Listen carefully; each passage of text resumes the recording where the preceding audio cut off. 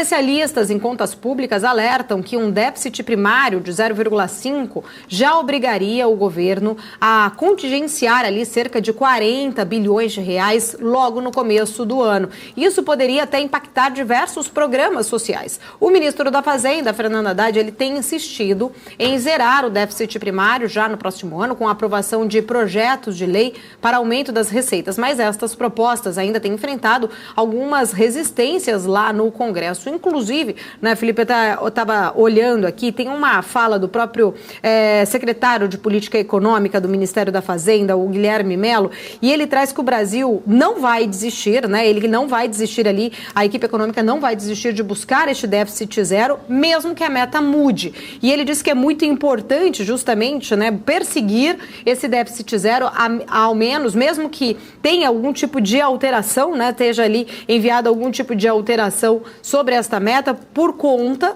né, de se perseguir justamente a não aumentar os gastos, né, e de buscar ali, de fato, estas arrecadações, né, e ele diz que justamente uma grande preocupação, até vou pegar aspas dele aqui, ele fala o seguinte: a meta de déficit zero, ela não é uma obsessão irracional, fecha aspas, então, para o Guilherme Mello, durante uma entrevista a um canal, a um veículo de comunicação, e ele diz assim: acreditamos que esse objetivo é possível de ser alcançado. Se for este o caso, por que não tentar? Falando ali, né, exatamente da necessidade que a equipe econômica ainda tenta chegar a esta meta fiscal de déficit zero no ano que vem, e ele fala que não haverá gastança, né, na visão aqui, então, do secretário de Política Econômica do Ministério da Fazenda, mesmo que Haddad perca essa batalha, abre uma aspas aqui, um parênteses, que eu já vi muitos analistas comentando que ele já perdeu, de fato, esta batalha, né? Mesmo que ele tenta perseguir isso, o Guilherme Mello diz que mesmo que o Haddad perca esta batalha, introduzir justamente esta meta de déficit aí no orçamento do ano que vem, estas, né, novas regras fiscais, vamos dizer assim, do Brasil, vão garantir que os gastos públicos permaneçam sob controle. Ele cita aqui especificamente a trava ali colocada dentro do arcabouço fiscal, né? O arcabouço que foi aprovado pelo Congresso no início deste ano, vale lembrar que ele estabelece um limite mínimo ali para uma expansão dessas despesas, né, nas contas públicas, limita em 70% do crescimento das receitas, ou 50% quando o governo não consegue cumprir essa meta orçamental. Então, caso realmente, mesmo que a meta mude, na visão, então, aqui do secretário de Políticas Econômicas aqui, não haverá, então, alteração na trajetória dos gastos, que não haverá gastança, né? E que, no caso,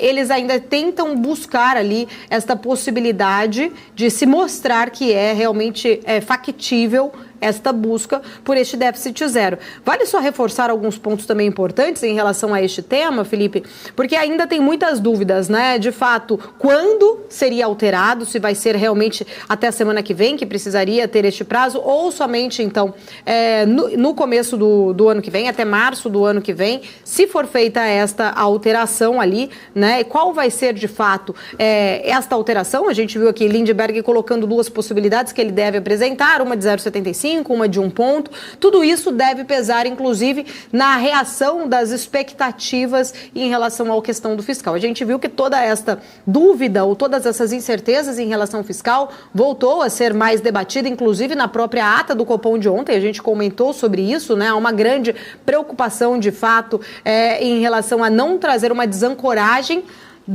do fiscal, que isso poderia ser muito pior, inclusive para o próprio governo, né, se trouxesse essa desancoragem, até mesmo impactando ali na curva de juros, mas também tem muitas dúvidas em relação qual vai ser, né, de fato ali o valor não alcançado desse déficit primário.